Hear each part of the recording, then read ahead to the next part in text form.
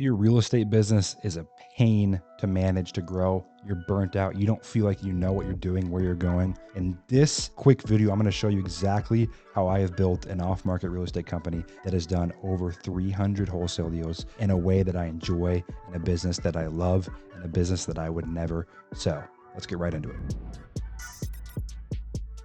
Today is January 19th, man. I can't believe it's already near in the last full week of January. January has been action-packed first month of the year for myself, my companies, my teams. Good things, bad things, all the things happening as always. And a lot of what I've been working on and doing, we have a couple of companies of ours, mainly one that I think has a lot of potential to sell. And so we've been doing a lot of cleaning up and a lot of strategizing on what's the highest and best use to get it to the highest exit multiple. And along the way, I've been learning a lot of things about what it takes to build a company with enterprise value, what it takes to build a company that's attractive to a buyer, what turns a company into an asset. And for me, one of the things I've been with a consultant of ours who's been helping us along this journey has told us is, the real way to know if a company's an asset people want is if you wouldn't want to sell it and genuinely wouldn't want to sell it. So meaning if someone offered you a substantial amount of money, you wouldn't want to sell it. And for me, I started thinking about that to the real estate industry, because this podcast, even though I'm involved in other businesses and I'm not just purely a real estate guy, a lot of what I teach and what I consult on is mostly real estate companies, because that's what my background is. That's where still a lot of my time is spent, is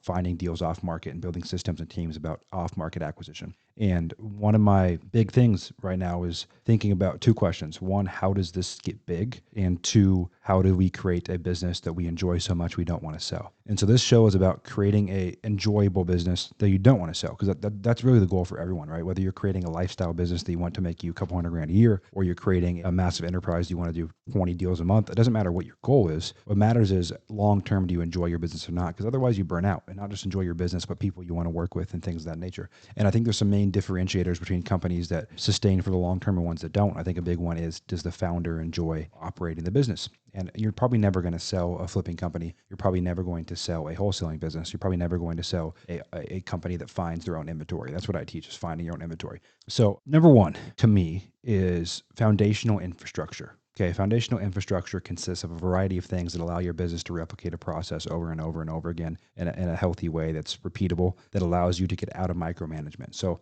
for me, a foundational infrastructure as you're growing a business is a system and a process that allows you to be hands-off when it comes to micromanagement and focus on higher level routines for the business, right? This is usually automation, delegation, and foundational systems. So in a real estate company, do you have a foundation in place do you have a company playbook with your policies, procedures, SOPs, checklists, reporting, meeting cadences? Do you have an operating system and operating cadence? Does your business have a heartbeat?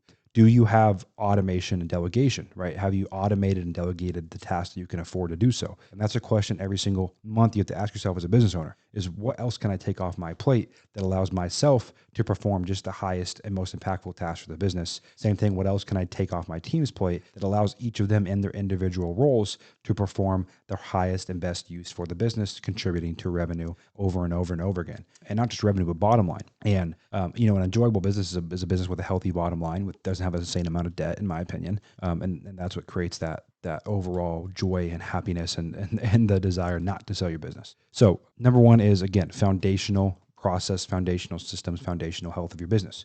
So a quick checklist for me, if I was consulting someone, like say you listening to this, I was consulting you, I would first want to look at, hey, let's look at the foundational part of your business. Do you have a good CRM where your whole team works out of? Do you have good reporting? Do you have financial tracking? Do you have KPI tracking? KPI tracking is, are you tracking the key health metrics in your business? Financial, do you have some kind of financial infrastructure of bookkeeping and predictive cash flow models, or anything that can help you make future-based cash decisions, and you can see your week-over-week cash balance and how current decisions impact future cash balance, as well as KPIs. So do you have an automated data tracking board where you can track all your KPIs daily automatically, and you know where your business is at, and you can make data-driven decisions? Because good businesses that are fun to run, that people enjoy, that have good teams, they make data-driven decisions based on future cash flow as well as on key health metrics in the business. That's the reality of a business, is they make data-driven decisions if you're a responsible business owner. And that's a foundational ecosystem that I look for. Do you have basic systems and processes documented of how you do things in your company? Are your processes in people's brains, or are they on paper? And if you're chasing your first deal, you don't need all this in place right away. But if you're starting to scale, you do need stuff out of people's brains onto paper. There's three levels of a business. You have startup, you have scale up, and you have stabilization. Startup's really 0 to $1 million. Scale up is 1 to 5, and stabilization in real estate companies 5 to 10, 10 and beyond. And in my opinion, the startup phase, if you're chasing after that first deal, that second deal, you don't need a ton of crazy systems, operations, policies, procedures. But as you scale, things need to go out of people's heads onto paper. You need a meeting cadence. You need a way your team meets as a team, as well as each department meets, as well as you meet with your people on your team one-on-one, and how you hold them accountable for the outputs they're responsible for in your organization. In my opinion, you need daily checklists and daily end-of-day reports. It's something Amazon uses to make sure the things that correlate to a key health metric are done day in and day out. For example, if one of your key health metrics in your business is that you have a 10% SAT call close rate, meaning every single time your acquisitions manager sits on a closer call with a seller, you want 10% of those, imaginary number for ease of math, you want 10% of those to get under contract. Well, then what are the day-to-day responsibilities that should be checked off and reported so without having to micromanage that the things that need to be done to hit that key health metric are being done, right? That's probably, has the pipeline been followed up with? Are there any new leads sitting there that aren't touched? Anything that's correlating directly to that key health metric is something that you have to spend time on as a business owner, getting down in the forefront so your organization can report up to you and you can delegate down, right? You delegate down responsibilities and they report up tracked against those responsibilities. So you need a meeting cadence, you need standard work checklists that can be submitted daily, you need end-of-day reports, end-of-week reports, and you need really, really good meetings. You need a company playbook where anyone can come in and they can see all your processes and procedures on paper. If someone gets sick, if someone dies, someone leaves the company, it's easy to fill those shoes, at least easier. Do you have, again, financial tracking, KPI tracking, and the basic systems down? That's level one. That's level one health of a business. Do you have, so to speak, the controllables done? Your systems, your processes, your procedures, your CRM, financial data, business data, and do you have an operating system in place? Number two is going to be people, right? So people. In my opinion, the biggest thing to an enjoyable business is leaders. And there's a couple levels of leadership. The first level of leadership is, hey, Cole, I have an issue. The second level of leadership is, hey, Cole, I have an issue. Here's what I think I should do. What do you think? The third level is, hey, Cole, I have an issue. Here's what I'm going to do. Do you have any objections? The fourth level, and the level you want to get to, is, hey, Cole, I have an issue. Here's what I did.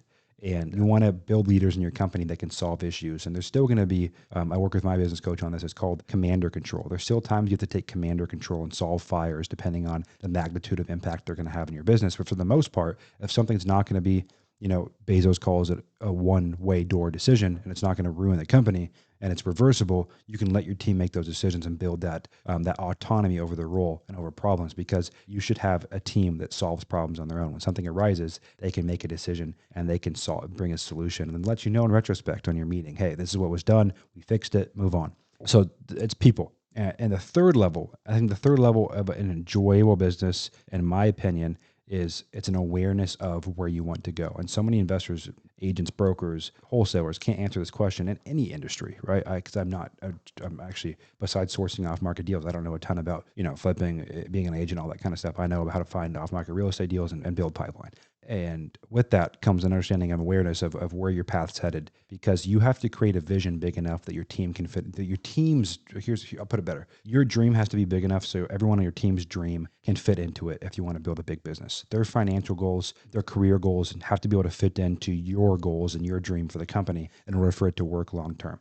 Sales guys need to be able to see themselves making enough money to fit in long-term. Operations, everyone you hire during the lifetime of your company has to be able to fit their dream inside of yours. So again, number one, I like to look for is foundational pieces that we can control that are easy to get in place that allow us to have data, predict on data, and have systems and operations and a good operating system.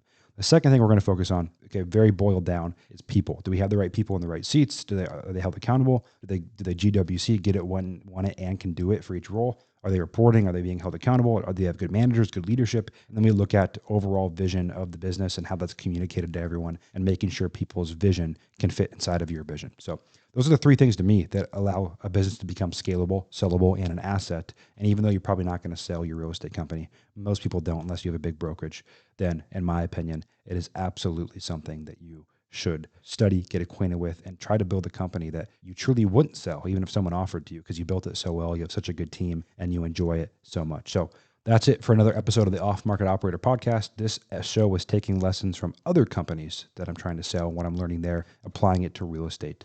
And off-market wholesaling, finding deals, whatever you want to call it, becoming an off-market operator. As always, I like a review, a share. This podcast, we don't run any paid ads behind it. We don't sell anything on here. So if you do like this, the only way we grow is you telling a friend, you sharing it on your story, you leaving a review, or you DMing me a topic. So we do Q&A shows, and we do have some guest shows coming up as well. So as always, guys, a like, a review, a share, wherever you listen means the world. And until next time, like I always say, you are only one deal away.